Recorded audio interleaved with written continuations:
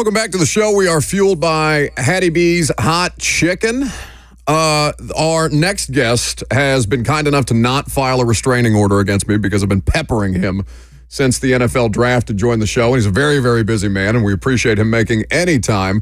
Dane Brugler of The Athletic joins us now on 104.5 The Zone. As you well know, The Athletic, well worth your subscription, not just for the Beast, which is at this point, Dane, it's one of, if not the foremost resources when the draft comes around that anybody else produces. I know there are plenty of people that have done draft analysis before, but it's as thorough a resource as anything out there that I can find when I'm trying to educate myself on players that I don't have time to watch.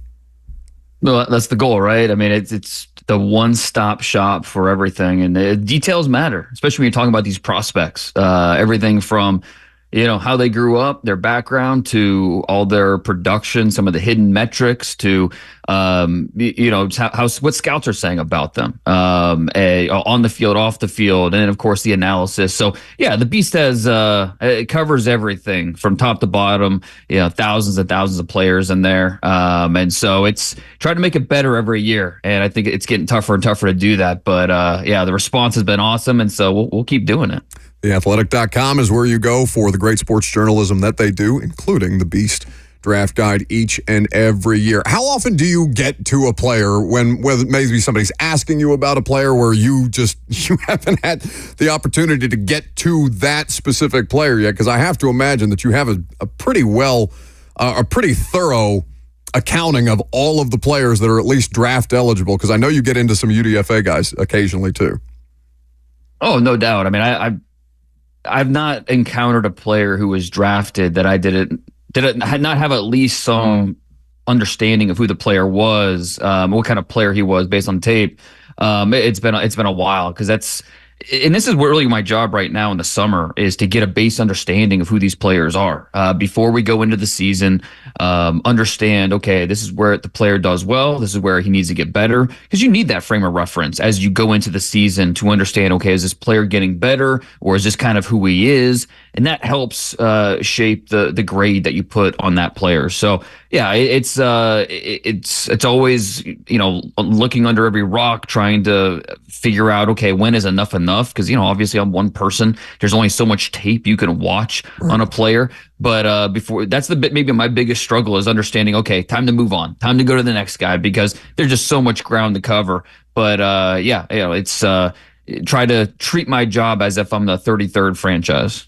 Well, and especially, and I know The Athletic is well resourced, but it's tough to do that as a one-man. I know it's not entirely a one-man operation, but pretty damn close. Dane Brugler of The Athletic here with us on 104.5 The Zone. So the Titans have we'll call it a meat and potatoes type of draft, because they have so many needs everywhere. They're just trying to fundamentally get too competitive at this point under Rand Carthon, and their free agency was what helped account for some of the places where they had those gaps. But before we talk about the individuals that are a part of that class, is that a fair assessment of what it is that Rand Carthon and his staff put together this offseason in your estimation?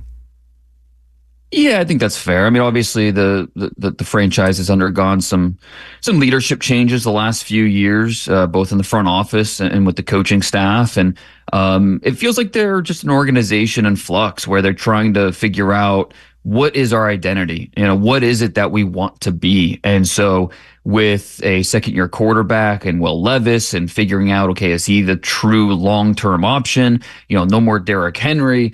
This was a draft where let's not shoot for the moon, because it feels like under the previous regime, there's a lot of risk-taking, especially with early first-round picks and those early round picks. Let's just meat and potatoes is a good way to put it. You draft the offensive lineman in the first round. Second round, you took a risk, but you're drafting in the trenches. You're trying to build up that beef inside.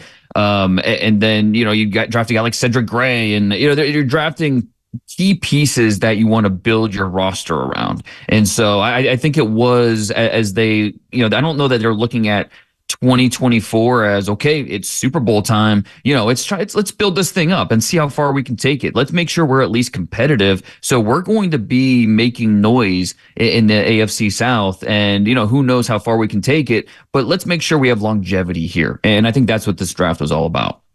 As far as, before we talk about this specific draft class, obviously last year they brought in Will Levis to work behind Ryan Tannehill. Malik Willis not quite up to snuff at the NFL level to be able to take that job over whenever they were ready for the peaceful transition of power at the quarterback position. But as far as the prospects or I guess now that they're pros, hardly prospects anymore, the AFC South quarterbacks, how do you kind of view the four of them, given what your analysis was when they were collegiate players and now having seen at least a representative sample size of everybody really but Anthony Richardson?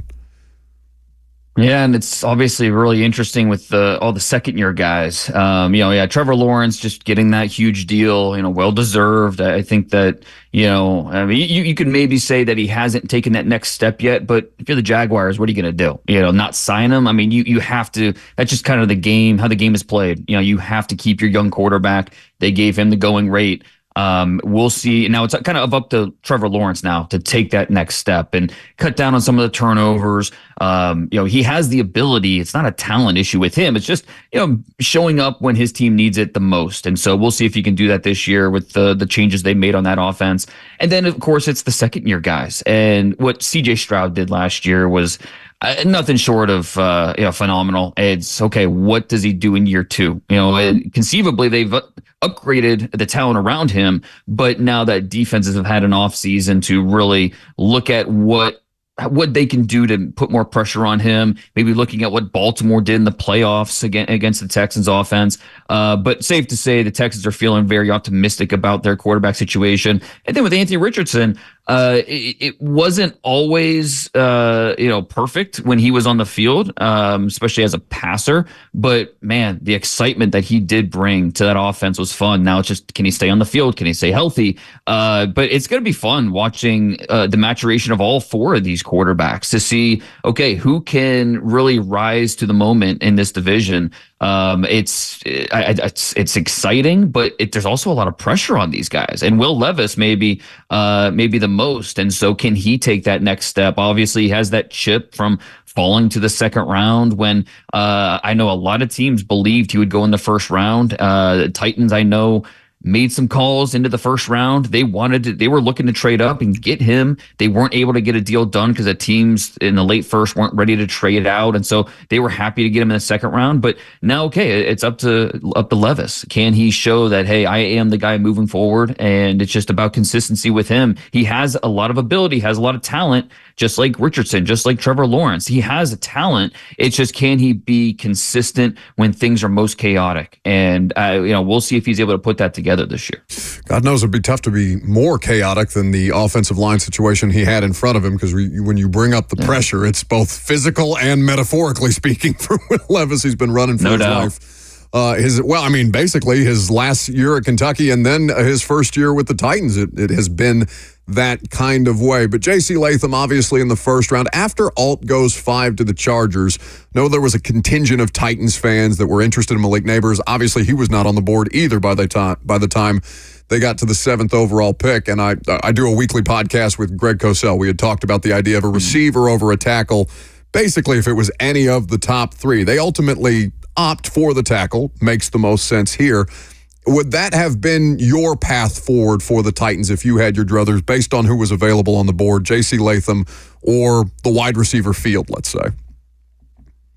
It would be awfully tough to pass on these receivers. The top three guys, Marvin Harrison Jr., Malik Neighbors, Rome Odunze, it'd be awfully tough to pass on one of these guys. You better be convinced that the offensive lineman you're drafting is going to be a plug and play and a steadying presence to your roster for the conceivable future, because you're passing up on a true weapon. And that's what today's NFL is all about, having those weapons at receiver, guys that can create. And so it's a little bit of a gamble. If you hold my feet to the fire, I'm probably going with Rome Odunze there. I'm taking the skill player. I'm taking the even though it's easier to find theoretically, it's easier to find receivers, second round, third round, fourth round, than it is offensive linemen. I get that. But the high ceiling that Aroma Dunze gives you almost immediately, and especially for a young quarterback, that is huge and tough to find out there. But it's also, you need to help your young quarterback in terms of protection, like you were alluding to. And JC Latham, who is not a finished product by any means, but probably the strongest player in the entire draft. A guy that is almost 6'6", 340-ish pounds. Bothered me a little bit that he didn't work out before the draft in terms of he didn't run, he didn't jump, he didn't do the three cone, he didn't do anything. And it wasn't an injury situation, it was just choice. Usually that's, if you're making that decision, it's because you're trying to hide something. But I think when you just focus on the film with JC Latham, you see a guy that when he sets up a brick wall and then he clamps you down, and it doesn't matter if he's facing speed rushers, facing power, he can counter. Some of the inside moves will give him trouble at times, and that's something that he needs to get better at going up against NFL pass rushers. But this is an ascending player. All of his quote unquote issues are fixable. They're things that will continue to be improved with coaching. And obviously the Titans feel pretty confident about their offensive line coaching this year. So I think if you're the Titans, it would have been nice to exciting to have that new shiny toy at receiver, but I think they can feel pretty confident about that offensive lineman they're getting and what that's going to mean for the rest of the offensive line in terms of getting the best five out there and really stabilizing a unit that has been a problem for the last how many years for this team. Since Lawan popped his ACL the first time, I think in 2020, Dane Brugler of The Athletic here with us on 104.5 The Zone. Of course, you can follow him on Twitter at DP Brugler. So it crippled almost everything they did offensively last year, Dane, in a way that made it tough at times to truly get a good read on Will Levis as a rookie. I'm curious if you felt like we got enough of a sample size from Levis in his rookie year for you to make any adjustment off of what you thought about him going into the draft process when you had him as a first-round prospect. Yeah, he's obviously, when you look at Will Levis, he's physically built for the game. He is strong in the pocket, moves very well for a size, for a guy that's 6'4", 230-ish pounds. And, we saw that almost immediately with the Titans, with the way he could create with his legs. It does look a little chaotic at times, but I think it's more controlled chaos with him. He has all the tools in terms of the quick release, the arm strength, the ability to work off balance on the move, his run skills. He's not Malik Willis in terms of the athleticism, but he has functional run skills where he will pick up chunk yards. He will move the pocket when he needs to. The biggest thing for him is just being more consistent with the decision making, with the timing, trusting what he sees. And that's something that at Kentucky, he didn't always trust what he saw out there. I think when you watched him as a rookie this past year, he didn't always trust what he saw, but I thought we saw encouraging flashes, where he would anticipate the coverage, understand where his receiver was going to be, and then he threw to a spot. It wasn't necessarily, this guy has to come open. He did show some encouraging signs that, but there's still some areas where, locking onto receivers, you can tell where he wants to go at times. And so that's a area of his game where he needs to continue to get better, because this is a guy, his entire life, he has such a rocket arm and he's so good in terms of just the physical traits at the position where he could get away with that for most of his life. But then, once you play in the SEC and now in the NFL, you have to use your eyes a little bit more deceptively. You have to be able to manipulate the defense based off of what they're showing and what you want to do. So some of the finer points of the position, he's still growing, developing, not uncommon for a young quarterback. I think he showed enough positive signs last year where you're feeling confident going up into this year, but this is a huge season for Will Levis to show strides in those areas in order for this franchise to truly believe this is the right guy to move forward. Yeah, they've got to, there's always risk involved in personnel decisions, no matter what the sport is. In the NFL, more so than any, just with the pure volume of players that you have on your roster and the risk assessment that you have to make. So where there is some risk associated with Will Levis, there's a different level of risk associated with a guy like T'Vondre Sweat, who the Titans drafted in the second round. He is a phenomenal player at Texas. Obviously, the Big 12 Defensive Lineman of the Year, the Outland Trophy winner. I mean, he is a really, really effective player, especially for a big guy on the interior to be able to push the pocket. And you can see what they envision putting him alongside Jeff Simmons. But for you, Dane, at least when I listen back to the Athletic NFL show that you and Robert Mays were obviously a big part of, and Nate Tice throughout the course of the draft process, it sounded like you didn't love the opportunity cost situation that they may have had with Sweat at the pick that they took him at. T'Vondre Sweat was one of the wild cards of the draft. He really was, because everything that you just mentioned, he has.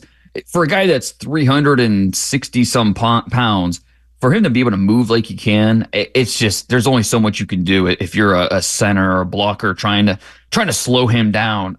But it all comes down to, can you trust him? And that's something that there's several red flags. You go back to on and off the field.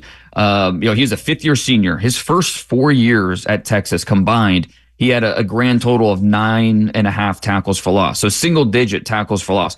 Why not the production until your fifth and final year? Why did it take 5 years for you to kind of get your act together? I mean, he was open with scouts that he maybe was kind of enjoying the college life a little too much as an underclassman with the Longhorns. And that was something that scouts talked about often, about how off the field, he loved the party. It was a part of what he did. And throughout the draft process, T'Vondre Sweat, when he was meeting with teams and talking with scouts, he did a lot to kind of convince teams that, hey, I'm ready to be a professional. I've turned over a new leaf, and I'm kind of matured. But then 2 weeks or 3 weeks before the draft, he gets a DWI, and it's like, okay, is this guy just telling us what we want to hear, or is this just a blip on his development trajectory? I mean, there's all these red flags with a guy like this who's so talented that every team looked at him very differently. He was off a lot of boards around the league. Other teams thought, okay, if he gets to, let's say, the fourth round, we'll feel comfortable drafting him there. There's no way to be sure if the Titans don't draft him in the second round. Would he even still be there in the third round? Or were there other teams ready to take him in the second round? We'll never know for sure how that would play out. But we do know that it is certainly a risk to take it to T'Vondre Sweat where they took him. But again, if it works out, if he plays up to the level he's capable of, the talent level, if he keeps his nose clean and it truly buys into being a professional at the NFL level, it could look like a steal, because it's a first-round caliber talent with a lot of question marks that scared off a lot of other teams. Every team looks at risk a little bit differently. For the Titans, they saw the talent outweighing some of the risk, at least at that point in the second round. So time will tell. I'm sure we'll revisit this, in the season, and then at next offseason, and as we move forward and kind of break it down from there.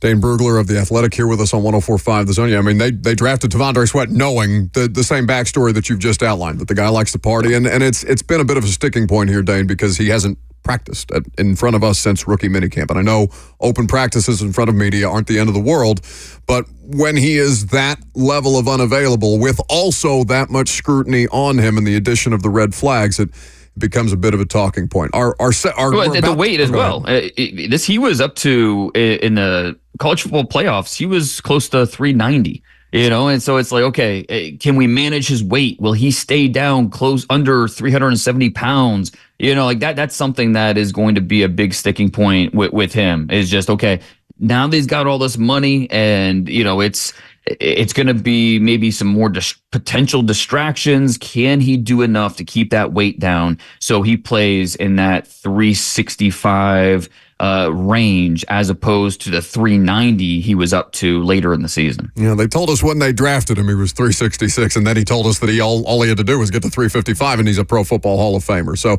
makes me think that he wasn't quite 366 around the time of the draft day. Maybe I'm nitpicking. Yeah. We unfortunately have run out of time. I'd love to have you on again in the near future to talk more about the rest of the draft class, because the players are really interesting here, and how they're going to be utilized in the system is something that I'd like to dive into. But I really appreciate you taking some time, buddy. The analysis is always excellent, and we appreciate it. Anytime, man. Take care. That's Dane Brugler of The Athletic. Coming up next, Jackson, I have massive Nashville Predators breaking news. We'll tell you about it. I'm Buck Reising. It's 104.5 The Zone.